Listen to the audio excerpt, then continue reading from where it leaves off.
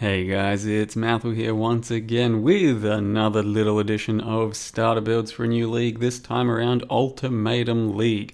Now with Ultimatum League we do have a couple of new skills and mostly sort of a Blood Val themed expansion, or league rather, and I just wanted to give a couple of very solid builds and then one fairly provisional build, which I think is what I'm going to be playing, and that is Exsanguinate. But the other two builds in the form of Cyclone and Ice Nova are things I've played myself many times before, and in particular, the Cyclone character is the one I started last league with, and it was quite comfortably the best starter build I've ever had, which took me all the way through to endgame. So if you're yet to play that one, I still highly recommend it. Otherwise, if you're looking for a strong caster, Ice Nova and Val Ice Nova did get quite a nice substantial buff. And then I'm going to give the Exsanguinate build a very hefty provisional test myself with an Elementalist version. But before I start out with the first build, once again, just a little reminder that these starter builds are ones that aren't necessarily the flashiest, best builds in the world, but they should start out pretty nicely with no gear, ramp rather nicely throughout the game as you get more gear, and then hopefully with some big fine tuning you can take on the end game. But of course the Exsanguinate one and Reap and all of that is pretty uncertain at this point. It seems like it might be able to do something, but I'm going to have to play around with it myself and then give you my results as I go as to whether or not we can make something of it. So with that said, let's jump into the first build, and that is Chieftain Cyclone. Now there really isn't much to say about this beef spin that I... meat spin that I haven't already said in the past, since I have made a couple of videos on it during the Ritual League as my starter character, and I recommended it as a starter there, but it was one that I was definitely still figuring out at the time. But with all that said, I did just get all the way through the game on a very comfortable budget, and it was easily the best starter I've had. Just kept on getting thicker, kept on getting better DPS, and it cruised through all of the end game thanks to that double War Chief or double totem setup that lets you use Protector and War Chief and then get huge extra benefits from the Chieftain Ascendancy. It is a full Fizz to Fire conversion build. It uses Staves and it utilizes the Shockwave support gem to give Cyclone some real actual area effect damage, as opposed to its pretty mediocre area clear speed otherwise. And then it can go into much bigger levels. I ended up taking it to something like 5 million Cyclone DPS, and I've seen several people take it to much higher levels when investing much more gear and harvest and all of that, and taking it to 20, 30, that kind of million DPS. So let's go over the character, but there are of course several videos for you to follow if you'd rather do that, of the build from the Ritual League. So this is the actual template of the character I played up to level 95 in the Ritual League, and it, you know, gave me a good 3 or 4 days of pure played time on the character, which is far longer than most of my starter builds last. Simply because it kept on scaling and it kept on delivering me to the new end game content, so I kept on going with it, and there's still plenty of upgrades to make. The passive tree is pretty standard, I'd say, just for a Marauder, but it is staff based, so we pick up plenty of staff nodes, but some of your early priorities are getting to magmatic strikes, so you can start becoming pure fire as early as possible. And once you've done that and you've got your normal ascendancy from your normal lab, you'll become 100% fire almost. And then you'll grab probably that one just for a bit of extra leech, and then your single target's really going to start to kick in once you get Tukahama War's Herald. Because whenever you need extra damage, you put down your War Chief totem and your Protector totem, and they will do some decent damage of their own, but most importantly, they'll buff you extremely large on the melee damage. And it's mostly for boss fighting, but if you're finding you're struggling a bit with damage, definitely place that down for some clear as well. And then your last 2 points are pretty up to you. You can either take this for a bit more damage, or this one here just for a bit more defensive and thickness, and easing the requirements of your gear since it's got 100 fire res. But our passive tree is most likely going out here, grabbing this early on. You don't really need Unwavering until, you know, level 60 or 70 or so, since you shouldn't be getting stunned too often up till that point. I wouldn't really recommend getting too much crit early on, since it's pretty hard to scale crit early and make it worthwhile. So instead, just go over and grab a bunch of damage nodes, get through the Templar area, grab some damage nodes there, and then that's when you start getting life and start becoming crit. And your original or your initial weapon for the build is a Hedgie's Error. You can do a lot better even on low end, but this is a very easy item to just pick up pretty early in the league without too much money, and then it can take you all the way through to end game. But ideally you are crafting something a little bit different, and in my opinion a Fortify staff as an Elder modifier is one of the nicer things, so that you don't have to worry about leap slamming around for your Fortify anymore. You can see all the gear is pretty humble for the most part. We do have a crit chest from Elder Influence using Harvest, which wasn't very good anyway. Otherwise the gear is all pretty humble, just getting resists and one assassin mark ring. We have crit multi on our amulet, a bit of accuracy wherever you can get it, and a lion's roar for damage as a flask. Otherwise you are also going for one medium cluster just to get cooked alive and cremator. Cremator is the main thing you're going for here, because destroying corpses feels really nice for overall safety, but if you can combo it with cremator, then that's going to be great. Otherwise, there's not much else to say about it. You will probably start out leveling with whatever you want, but I did Static Strike, so if you want to follow me, Static Strike is the way to go. But whatever you want to level with until you get Cyclone. Once you get a staff, and then you can put Shockwave on with your Cyclone, that's when things start to really ramp nicely. And then don't forget to link up your War Chief and your Protector to multi-totem, so you can get all the totems down at once. And then you're aiming for 2 separate 6 links, and you can see all the gear and everything here. And there's also the build guide in the form of the previous videos. But on top of that, I do also have a path of building of someone else's version to give you. Basically a viewer of mine, Frutus, that took it to a slightly higher level. So if you want to see a really high tier version of the build that does quite a bit more damage, then I'll link that one for you guys as well. The next skill and character that I'm going to showcase is, if you've followed me for quite a while, you'll know one of my favorite skills, and that is Ice Nova. I've played it on many different ascendancies, many different times, and one of the first versions I ever did was an Occultist, and once again the Occultist is what I'm going to recommend as a version of Ice Nova for this league. Now the main reason to bring up Ice Nova is it's always been a very strong starter, still a very solid build overall, but while Ice Nova itself has been buffed quite substantially, so it should feel extremely good to press that button in many different situations, and hopefully in your ultimatums as well. The version here of the Occultist that you're seeing is through the Zizaran Gauntlet event, which is a much harder version of the current game, where everything is a lot faster, does a lot more damage, and has a lot more health, and it's solo self-found. And with all of that, I played an Ice Nova character that was doing pretty well, and I was very happy with how it was scaling. So on a softcore or trade sort of environment, you should be able to take an Ice Nova to a very high level these days, and you can do it as many different ascendancies, but the one I'm giving you at the moment is Occultist. Now, Ice Nova is, of course, a 2-step process skill, so you shoot out your frost bolts and then you cast your Ice Nova onto them, and the more sort of instances of your Ice Nova you have, the more overlapping damage you're going to have.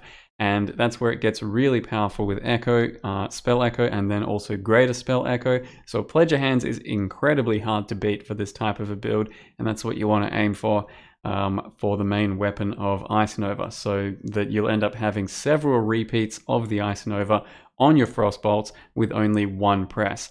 It becomes very powerful and cascading in damage that way. So we currently, off of pretty humble gear, have, let's say, about 1.2 million DPS. That's only indicative of one of your Ice Novas, and instead it's going to be something like 4 to 8 times more, depending on the amount of overlap you get from all of your other Ice Novas. So Pledge of Hands is what you're going for, or some staff to begin with, and then ultimately Pledge of Hands.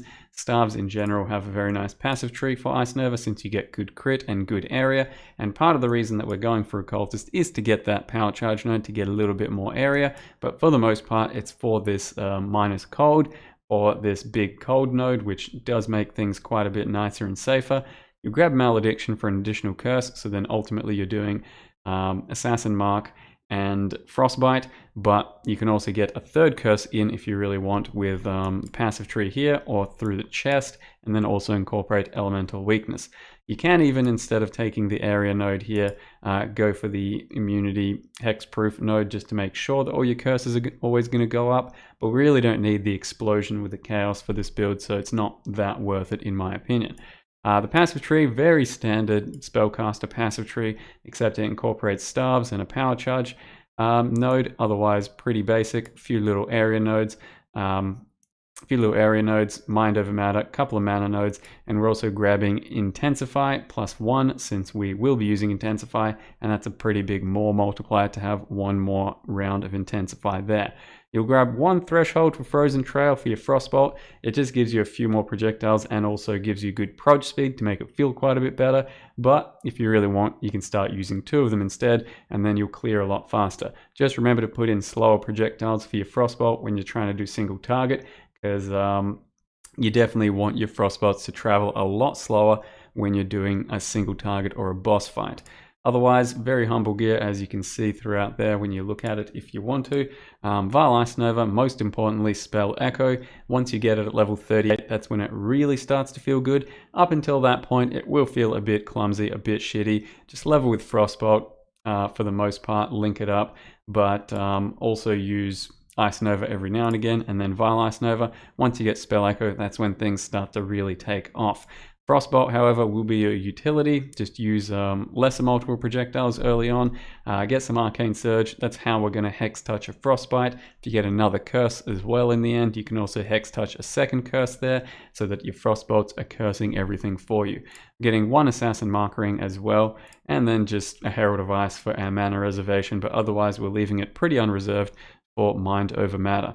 You can otherwise use a Clarity as well to help with mana, but most of our mana is getting taken care of by an Enduring Mana Flask. And then finally, I'm looking into building into the new Corrupted Blood that you can apply yourself to enemies, and Exsanguinate the skill. Both Exsanguinate and Reap are pretty similar in how they perform their initial physical damage hits that are spells that then also have a powerful damage over time that is physical afterwards. But Exsanguinate looks so much cooler to me anyway, with all those little tendrils and chaining and bloody stuff. So that's what I want to build into. And I've seen plenty of people going about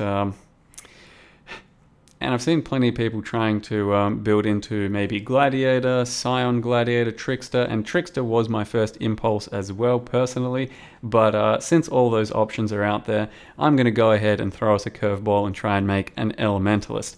Now the purpose behind that is that when you stack enough golems, your flame golem gives you some pretty nice generic damage, so it does give you a lot of damage scaling, and on top of that we can guarantee shock enemies, so it should act as a pretty nice more multiplier already, and then overall a very defensive base with a lot of life regen through the stone golem. So I'm hoping that works out, but I'm going to play it myself and try and build it, and you can play along with me, or you can just think this is a dumb idea and leave it alone. That's no problem as well. So Exsanguinate itself and the Corrupted Blood skill will be taking away your life on every cast. So ideally we're not casting it too often. It should just take, one sort of cast per pack, but on single target it will probably take somewhat of a big chunk of your life down, so hopefully we're counteracting that with Stone Golem, which by itself is giving us almost 1,000 life regen a second. So that's the strength of Elementalist. Once you have 8 golems going, they all have really raised buff effects of their original buffs, and what we really care about is Flame Golem and Stone Golem in this build, but then you also have your Chaos Golem and your Lightning Golem to help you with cast speed and damage reduction. In this version, I'm probably going to skip Ice Golem because the Ice Golem really doesn't do anything for us, and it's just going to take up a gem socket, so chances are I won't be running an Ice Golem, but we'll have to wait and see. But the main things are all of these big damage nodes from golems. You then can also guarantee shock on enemies, which will yield 20% increased damage taken at all times. And that also allows us to use an impulsor if we really want for additional explosions and clear. And then we'll probably take Primordial Aegis here just for a bit of extra defense. But we could also instead take Shaper of Winter to chill everything and make everything quite a bit slower. And then just have a bit more of a evasive playstyle. I have to wait and see which one I take, but these are definitely my staples for the build.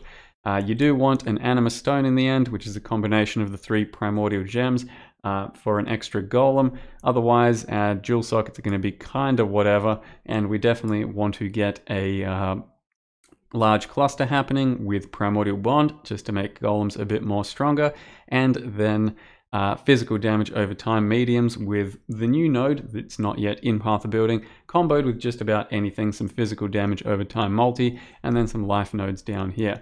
We are taking a few of the new physical nodes that are happening on the tree here, and we'll probably anoint this one down here since it is pretty cheap and looks rather nice for the life on kill. Otherwise, passive tree travels around. It might grab some reservation because I think we might need it if we want to get everything in the build in the form of Pride, Herald of Purity, and also Flesh and Stone combined with Maim, since its cost has gone up a little bit. But that's the idea for me so far with it. I'm going to play around with it. Maybe I can get somewhere with it. Maybe it's a pretty bad idea to start with. We'll have to wait and see. But I kind of like what this has as a package over just a regular Trickster or Scion or Gladiator. And hopefully it's a fun, cool skill. So one last thing I'll do, and that is that go over a couple of my ritual builds, just sort of a quick rating starter type thing. Since I didn't get a full video out on this, didn't really have the time, I'll just go over my previous ritual builds and say, you know, a quick word about them, whether or not they're going to be something starter viable. So Cyclone Staff Chieftain, absolutely incredible, easy starter, 10 out of 10. Ice Spear Totem's Deadeye takes a couple of specific items, and it's a little bit of clumsy leveling if you have no previous gear, but it doesn't take too much to get going in the end, and it will be a game beater for sure. But it's not for everyone. It's a bit of a weird playstyle. We definitely have to avoid things and get used to not seeing the screen. Black Flame Burning Arrow, if you do less of a Black Flame version, more of just a standard Ignite version with Zoph's bow, then you can definitely do this pretty easily without much currency or gear. The Quinn 69 Static Strike was based around Brewer's Sled Sprinkler and a whole bunch of strength stacking and stuff. That's probably going to take a bit of gear, so I wouldn't really recommend it. Likewise with the Venom Gyre Eternity Shroud, it's going to take quite a bit of gear, I'd say, to get all the way up to the top, but of course Venom Gyre and Cobra Lash as just pure chaos, non-Eternity Shroud, very strong builds and very strong starters as well. The Mjolnir Inquisitor RF, pretty basic, definitely can get that going without too much currency, but banking on a Mjolnir early on is going to be tough. Overall, a very nice build as well, worth playing. Wild Strike Savior Berserker was just a huge amount of currency and crafting, and it was fun, it was strong, definitely not a starter and not something you should be looking into if it's on a budget. Crackling Lance Elementalist was a whole bunch of crafting with Harvest, very fun build and overall a pretty damn strong one as well, but it will take some fine tuning. You can get it going early on, but it's not going to be very powerful in the later maps like yellow to red unless you've really started fine tuning your gear. But it might be kind of a backup for my Exsanguinate build that I'm currently doing. Blast Rain Deadeye was just an example of a bow build in the today's world, and it was kind of expensive, and it's not something I'd really recommend as a start, or even unless you have a lot of currency and played a lot of other builds before that. Elemental Buzzsaw, definitely not really that worth doing. Perforate Pathfinder is what we pivoted into in the end, and it was expensive but very worth playing in the end. Once again, will need a lot of crafting and some expensive gear. Joffrey's Devotion Ignite is a pretty decent starter overall if you ignore the Eternity Shroud, which isn't really necessary in the build, but as long as you can get a Joffrey's Devotion going early on, maybe as a second character, because it will be tough without knowing that you've got one of these waiting for you, ends up being a very stable build, clears the entire game comfortably, and isn't very expensive either. So that's one to look out too. Dorani's Prototype, Spell Slinger Inquisitor, that's pretty tough to build, certainly not something you should be looking at early on, but overall a pretty worth character. Hollow Palm Infernal Blow definitely can't be early on, since Hollow Palm is not that easy to obtain early, especially with dexterity requirements. Melee Puncture Deadeye, pretty expensive I'd say overall in the end, but something you can look into as a second or third character. Maybe it's more of a Lacerate build, maybe with some of the new bleeding stuff as well. Stormcall Inquisitor, pretty expensive, just an example of Stormcall being Stormcall. I guess it's still doable as a starter, but be prepared to die plenty. until you have all of the gear fine-tuned, because it's kind of just a kill or be killed situation and scenario. Flicker Strike, Void Forge, just an example of Void Forge being amazing. Once they're available, they usually are pretty early on for an Exalt or some shit. Pick one of these up and start playing anything you want with it. Can check out the new low life stuff with the new support gem. Should be insane with anything you decide to play it with. And then Toxic Rain Occultist, as I said, Toxic Rain still insane as a starter. Not this version though, since we're CI and kind of expensive. Definitely can go Toxic Rain as all kinds of different starter builds. But with that said, guys, I think that's it for me for the starter build video. Hope to see you in the stream in the new league. Either way, whatever you're doing, hope you have fun with it. I think it looks really nice. I'm looking forward to it. Thank you very much for watching, and God help me with this next cosplay. I'll see you next time.